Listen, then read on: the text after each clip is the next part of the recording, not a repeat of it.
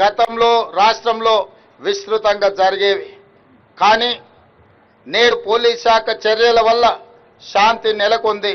Maoist ఉద్యమంలో ఉన్న అజ్ఞాత నాయకులను జనజీవన స్రవంతిలో కలవాలని నేను వారికి ప్రత్యేకంగా విజ్ఞప్తి చేస్తున్నాను.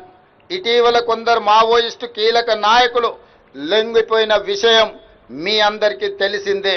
అజ్ఞాతంలో ఉన్న మిగిలిన మావోయిస్టులు కూడా జనజీవన స్రవంతిలో కలిసిపోయి దేశాభివృద్ధిలో భాగస్వాములై తెలంగాణ రాష్ట్ర పునర్నిర్మాణంలో వారి యొక్క వంతు కర్తవ్యాన్ని నిర్వహించాల్సిందిగా మావోయిస్టులకు ఈ వేదిక మీద నుంచి విజ్ఞప్తి చేస్తున్నా.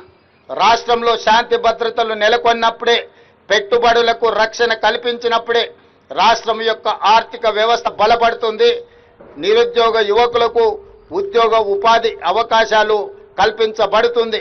కాబట్టి ప్రజల యొక్క సమస్యల్ని పరిష్కరించడానికి మీ ఆలోచనలు ఏమైతే ఉన్నాయో ప్రజాస్వామిక విధానంలో ప్రభుత్వాలకు సహకరించి ఆ కార్యక్రమాలను ముందుకు తీసుకెళ్లడానికి జనజీవన స్రవంతిలో కలవాల్సిందిగా మావోయిస్టులకి వేదిక మీద నుంచి విజ్ఞప్తి చేస్తున్నాను. ప్రజా సంక్షేమం పట్ల నిబద్ధతతో పనిచేసి